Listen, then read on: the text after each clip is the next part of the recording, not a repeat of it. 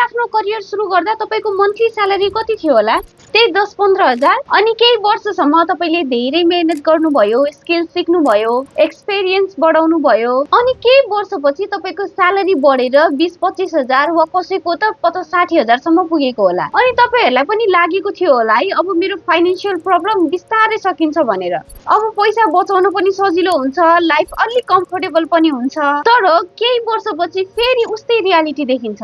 Income त double भयो तर सेभिङ भने उस्तै छ। पहिले 10 हजारले पुग्थ्यो, अहिले 40-50 हजारले पनि पुग्दैन। हो, र यही हो स्यालेरी ग्रोथ ट्र्याप। आजको यस भिडियोमा हामी स्यालेरी ग्रोथ ट्र्यापको 6 वटा यस्तो हिडन रिजनको बारेमा कुरा गर्नेछौँ जसले धेरै मेहनत गर्ने मानिसहरूलाई पनि फाइनान्शियली स्टक बनाइरहेको हुन्छ। हामी बुझ्नेछौँ किन प्रमोसन पाइसकेपछि पनि धेरै मानिसहरू फाइनान्शियली स्ट्रगल गर्छन्, किन इन्कम बढ्दा पनि पैसा बचाउन सक्दैनन्, र कसरी तपाईले आफ्नो स्यालेरीलाई केवल खर्चको माध्यम मात्र होइन एउटा वेल्थ क्रिएट गर्ने टुल बनाउन सक्नुहुन्छ। So the first reason is salary illusion. धेरै मानिसहरूको दिमागमा एउटा सिम्पल इक्वेसन हुन्छ, धेरै स्यालेरी भयो भने धनी भइन्छ। हामीलाई लाग्छ यदि मेरो स्यालेरी बढ्यो भने मेरो सबै फाइनान्शियल प्रब्लम सल्भ हुन्छ। तर रियालिटी भने अलिकति फरक छ, किनकि स्यालेरी र वेल्थ एउटै कुरा होइनन्। स्यालेरी भनेको तपाईले आफ्नो टाइम दिएर कमाएको पैसा हो, तर वेल्थ भनेको तपाईले कमाएको पैसा बचत, लगानी वा अन्य एसेटमा राखेर समयसँगै बनाइएको सम्पत्ति हो। फरक यति हो, स्यालेरी तपाईको समयसँग जोडिएको हुन्छ भने वेल्थ तपाईले बनाएको सिस्टमसँग जोडिएको हुन्छ।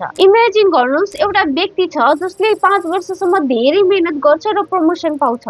पहिला उसको स्यालेरी 50 हजार थियो भने अहिले बढेर 1 लाख पुग्छ। त्यसपछि उसलाई लाग्छ अब मेरो लाइफ बिस्तारै चेन्ज हुन्छ, अब पैसा बचाएर फाइनान्शियली स्टेबल हुन सकिन्छ। तर केही समयपछि उही पहिलेकै अवस्था हुन्छ, प्रोग्रेस केही देखिँदैन, किनकि उसको इन्कम बढेसँगै उसको डेली लाइफको स्पेन्डिङ पनि बढिरहेको हुन्छ। पहिले 50 हजार कमाउँदा उसको खर्च 40 हजार थियो भने अहिले 1 लाख कमाउँदा उसको खर्च 90 हजार पुग्न सक्छ। बाहिरबाट हेर्दा त उसको स्यालेरी डबल भएको जस्तो देखिन्छ, तर उसको फाइनान्शियल पोजिसन भने खासै चेन्ज भएको हुँदैन, किनकि उसको एक्स्ट्रा इन्कमलाई सेभिङ, इन्भेस्टमेन्ट गर्नुको सट्टा एक्स्ट्रा एक्सपेन्सेसमा प्रयोग गरिरहेको हुन्छ। हो, र यही हो स्यालेरी इल्युजन। हामी धेरै पटक एउटा ठूलो गल्ती गर्छौं, इन्कमलाई सक्सेसको मेजरमेन्ट मान्छौं। हामी सोच्छौं स्यालेरी धेरै छ भने म सक्सेसफुल छु, तर वास्तविक वेल्थ हेर्न स्यालेरी मात्र हेरेर पुग्दैन। तपाईको वास्तविक फाइनान्शियल पोजिसन तपाईको नेटवर्थले देखाउँछ। तपाईसँग कति पैसा आउँछ भन्ने मात्र होइन, त्यो पैसा आएपछि कति बाँकी रहन्छ,